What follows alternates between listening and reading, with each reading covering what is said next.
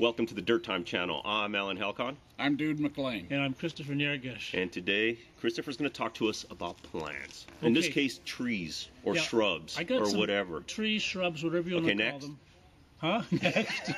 Okay, Alan, hold up a bit of the oak leaf there. Okay. Okay, so we're sitting under... You actually picked the right one. That's good. Well, wow, here we go. He's an intelligent individual. Hold up one of the nuts there, the fruit of the acorn. The fruit of the oak tree, I mean, is an acorn. Okay. Wait a minute, I'm camouflaged. So these are evergreen trees. These sort of defined the ecology of Southern California, and they're found all over the world. The acorn that Alan is holding was used by generations of Native Americans, and I teach people how to use them. Believe it or not, you've eaten them and you've eaten them, but they're very bitter. So you have to, shell them, and you soak them in water, or you boil them and you get the tannic acid out, and then we grind them. And typically, what I do is I mix it 50-50 with flour. Yeah, there you go. And we make biscuits, pancakes, and that kind of thing. So this is something everybody ought to know about. You could read about it in my book. Another shameless plug. What's next, Alan? Well, wait. The pancakes and the biscuits you can make with these are fantastic. Ash cakes and so on. Once you've processed it, it's pretty simple to do. They're really delicious. Yeah. Now, some people say they taste terrible because they didn't leach them long enough. They got to get the tannic acid out. Who is it that I heard that leached them in the reservoir of their toilet? Wasn't that Dude? You can do that. I did that years ago, but you can do that. Because the water's constantly flushing up and down. Yeah, but you have to keep... Well, you're going to the restroom a lot of times and be leaching it without that many flushes. I had accomplices. Okay, so he has to keep them in a bag or something because you don't want it interfering with that little valve that has the water fill up. But that can be done. There's a lot of the water cock. Okay, next plant right here is the elder. And the elder is, actually, the leaves are toxic. Okay, if you made a tea from these leaves, you would vomit. But it's the flowers that we make fritters out of, and it's the fruit in the summertime that we make jam and jelly out of. And see this stalk? If we get a long elder, it's somewhat hollow on the inside. Very pithy. Very pithy, so you can make straws, blowguns, pipes out of them. It's a very useful chaparral. What kind of stuff do you smoke in your pipes? I don't smoke marijuana, man. I smoke an herbal mix. It's willow bark, it's stuff like that. It's mugwort, things like that.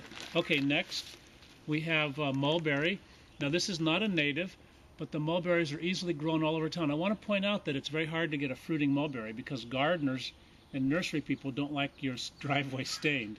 So if you go to a nursery today, you can't even get a fruiting one. I mean, if you're going to have a mulberry tree in your yard, you might as well have the fruit. Because mulberry is really good. It's delicious. Yeah. It's delicious. And this one, so you can eat that, but the long branches make good bows. So if you're into archery, you're watching the Hunger Games, you're interested in archery, this is a good bow wood. Yeah, some people have said in the late Longbow, Alton Safford claimed that this is probably one of the best bow woods you could use. Yeah. Next. Okay. You guys practice that? Yeah. Okay, this one, crush the leaves.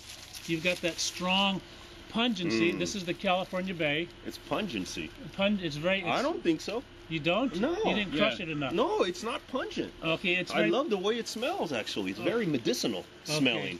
Whatever, get a dictionary. Buy him a dictionary for Christmas. All right. So, wow. It's when you do your Italian cooking... That's Paul. You're confusing me with Paul. No, I'm not. I don't like Italian food. I thought you liked spaghetti sauce. Oh, are you kidding? I hate Italian food. Dude, don't you have spaghetti sauce? Absolutely. Okay, so this is good in your spaghetti sauce. The bay leaves are delicious. Plus, it has edible berries. Plus, it's one of the best woods for making a bow. Plus, you can take some of these things and put them in your cabinets, your cupboards, and so on. And it'll keep the bugs away. Like if you have jars of rice and things. Yeah. Yeah. Plus, we're moving on. There we go. Yeah. This one is. Wait, it's the same one. I know that. The same one. But I'm holding it. By the way, then you do it. This is very expensive in the stores. So you guys, if you're short on cash, you bag these up and sell them on the street corner. Like you do all the time. Yeah. Like you did. Like I did? Yeah. Like you do. Like I do. Okay. How else do you pay that mortgage payment? Next. Okay. This is the Toyon. It's another California native. They have been used for arrows when they're straight, but its primary use is the orange-red berries that mature in the wintertime. And here's a few dried ones. Here you guys try a few.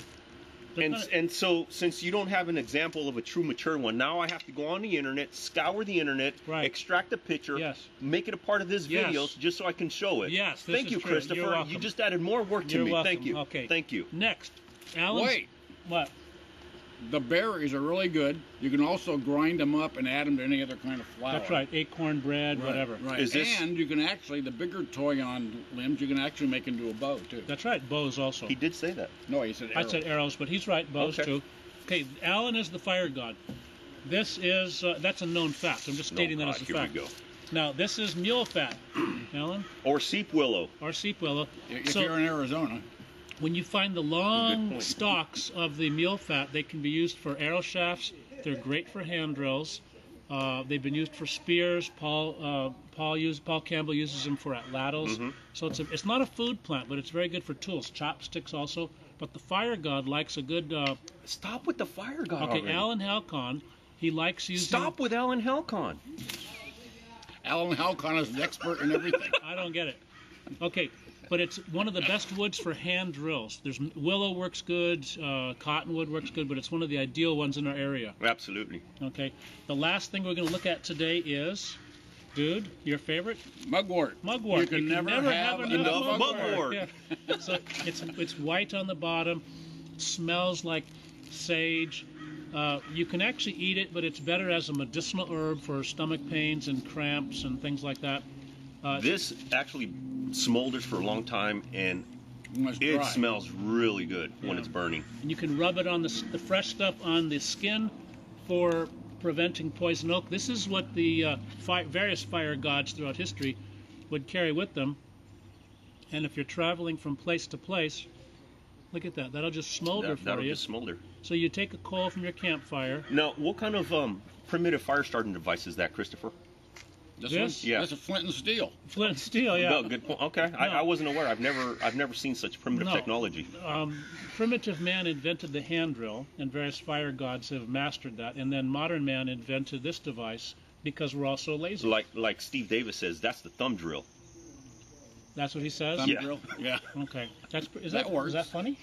Might be funny. So. Okay, well, that's it for today. All right. Okay. There you go, folks. I'm Alan Halcon, Dude McClain, Christopher Nerigich. See you next time on the dirttime.com. Check your 6.